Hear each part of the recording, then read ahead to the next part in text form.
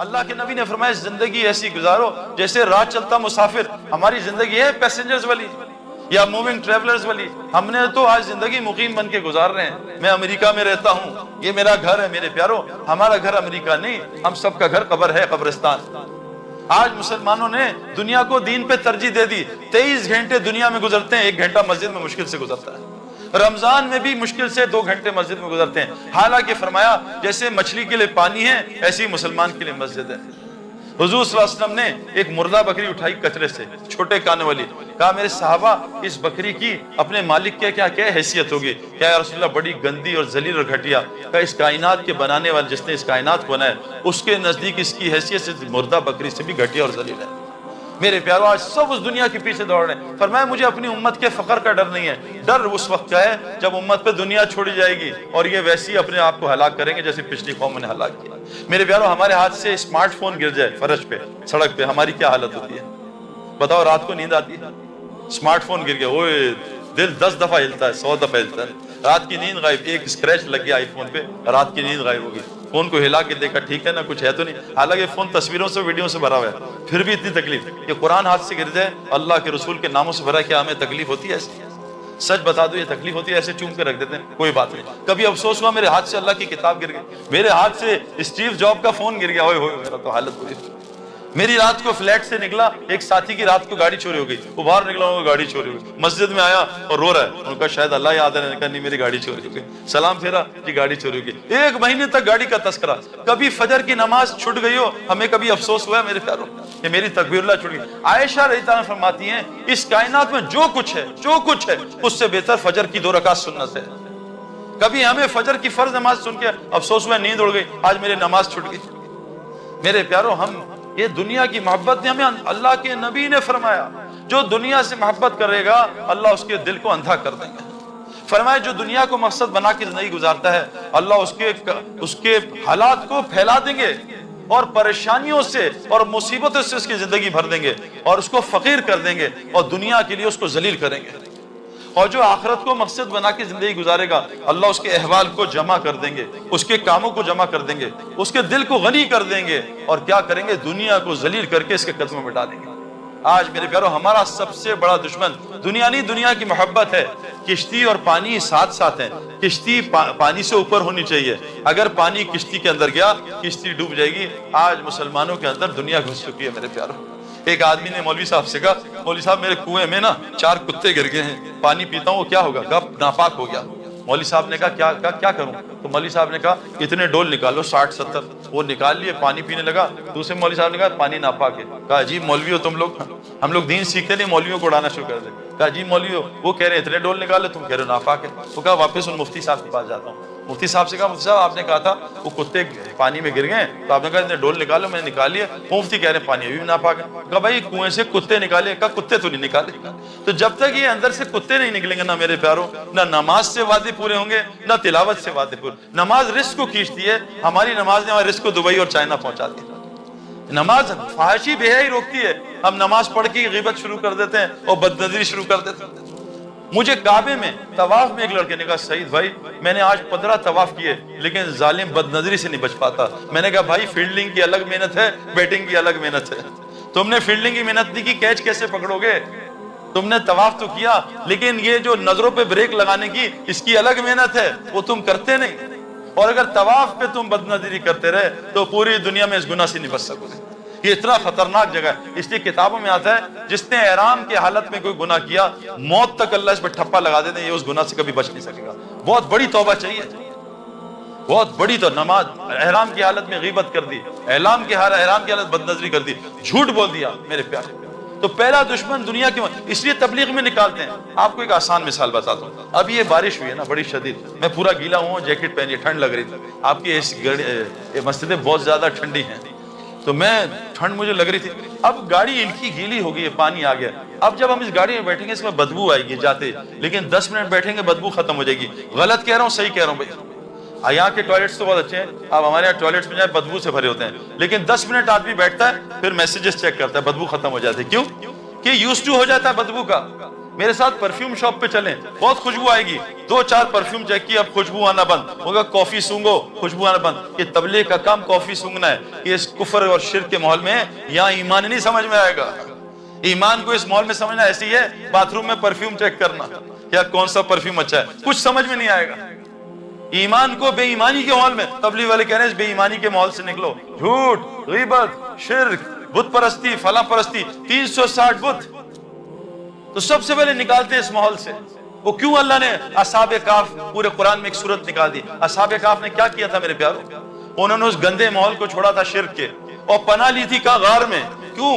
اللہ کہہ رہے ہیں جب انہوں نے شرک کے ماحول کو چھوڑا اور ان کی پوجا چھوڑی جن کو انہوں نے معبود بنایا تھا, اللہ نے ان کو غار میں 309 سال سلایا, اور کیا کیا؟ ان پہ اپنی رحمت کو وسیع کر دیا اور ان کے دنیا کے سارے کاموں میں آسانیاں پیدا کر دی. یہ قرآن ہے میرے پیارو. جب آپ اس گندے ماحول کو چھوڑ کے غار میں نہیں, مسجد میں پناہ لوگے, اور پھر وہاں جا کے سوگے بھی, اور تلاوت بھی, اور تہجد بھی, اور نفل بھی, اور دعوت بھی, اور ذکر بھی, اذکار بھی, بتاؤ اللہ ہمارے کام کیسے بنائے گا؟ میرے پیارو, ہم کرکٹرز, ہم لالچی ہوتے ہیں. ہم پیسے کے لیے, ملک کے لیے بھی کھیلتے تھے, لیکن بغیر پیسے کے لیے وقت ضائع کرنا یہ گناہ میں شامل ہو جائے گا.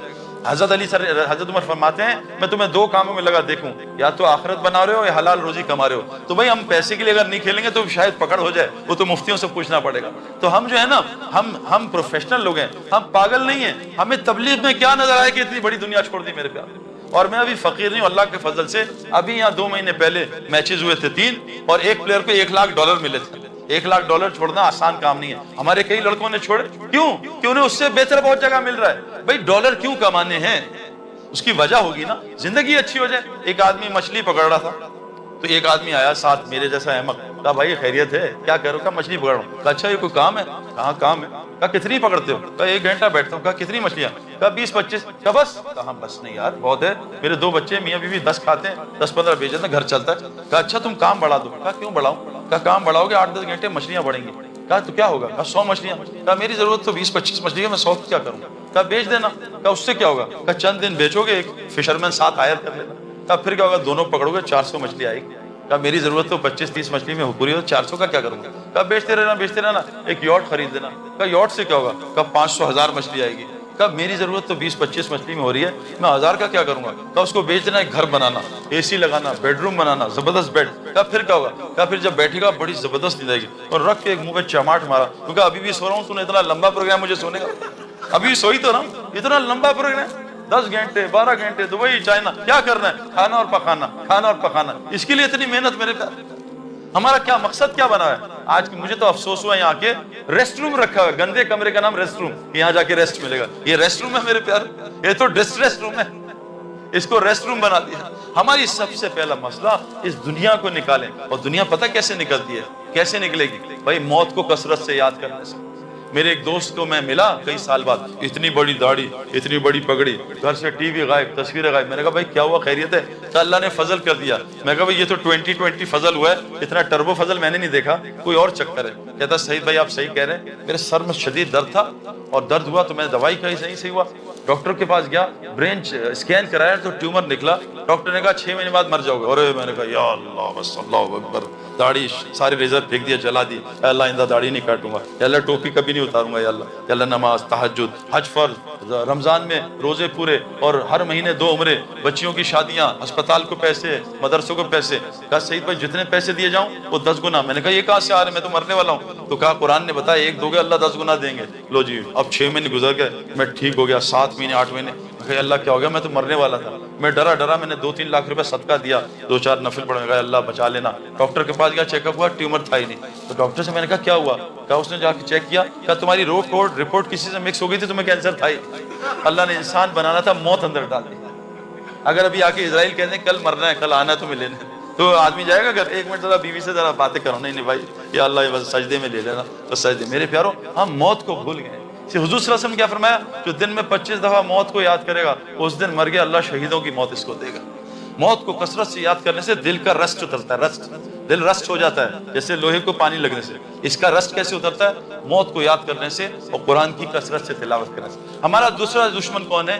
شین یعنی شیطان. اور شیطان ہر اس آدمی کا دوست ہے جو دعوت اللہ کا کام نہیں کرتا. یہ آپ کو پکی بات بتا رہا ہوں, دلیل آپ کو دوں گا. یہ اذان ہوتی ہے نا, اذان, جتنے مرضی لوگ شور کر رہے ہیں, عورتیں مرد, آزان. میں دیندار آدمی نہیں تھا, 5 نمازیں بس دین تھی. میں اور میری بیوی ڈاکٹر تھی. جیسی اذان ہوتی تھی میری بیوی دوپٹہ, اور میں جو بھی کام کر رہا تھا, کچھ ٹی وی دیکھ رہا ہوں یا میچ, فوراً بند کے اذان ہو رہی ہے. اذان میں کیا ہوتا ہے؟ اذان دعوت تامہ ہے. شیطان سے اذان نہیں سنی جاتی, وہ کانوں میں انگلیاں ڈال کے میلوں دور بھاگ جاتا ہے, اذان نہیں سن سکتا. میں یہ فلم کے لوگوں سے ملا پاکستان کے, وہ بھی اذان کے وقت ناچنا گانا بند, چلو جی دوپٹہ لے لو, اذان ہو رہی. کیوں کہ اذان وہ وقت, اذان جب ہوتی ہے شیطان میلوں دور بھاگ جاتا ہے, اس سے دعوت کے بولنے سے. نماز شروع ہوتی ہے, اللہ اکبر, شیطان واپس آتا ہے. تلاوت میں, ذکر میں, ہر جگہ شیطان آتا ہے. میاں بیوی دین کی باتیں کر رہے ہیں, شیطان آ کے بیٹھ کے ان کو لڑوانے کی کوشش کرتا ہے. واحد اذان ہے. اذان کیا؟ دعوت تام ہے. جو مسلمان دعوت دے گا شیطان اس کے قریب نہیں آئے گا. آج مسلمانوں سے دعوت اللہ چھوڑا. یہ مسلمان کا مقصد تھا لوگوں کو اللہ کا تعارف کرانا. اللہ قرآن میں کیا کہہ رہے ہیں؟ اے میرے, اللہ قرآن میں کہہ رہے ہیں میں داعی ہوں, واللہ یدعو الی دار السلام. اللہ دعوت دے رہے ہیں دار جنت کی طرف. اللہ داعی ہیں. حضور صلی اللہ علیہ وسلم کا آپ بھی داعی ہیں, اور کہا ان سے کہہ دیجئے قل ھذہ سبیلی ادعو الی اللہ, یہ ہے آپ کا ہائی وے, یہ آپ کا موٹر وے. ادعو الی اللہ, لوگوں کو اللہ کی طرف بلانا. کیسے؟ اللہ بصیرت, پورے یقین کے ساتھ, بصیرت کے ساتھ. انا ومن اتبعنی, یہ آپ کا بھی ہائی وے ہے, اور جو آپ کو رسول مانتے ہیں ان کا بھی یہ کام ہے ادعو الی اللہ. آج کتنے مسلمان دعوت کا کام کرتے ہیں میرے پیاروں. مزید اسلامی ویڈیوز کے لیے ہمارے چینل کو سبسکرائب کریں.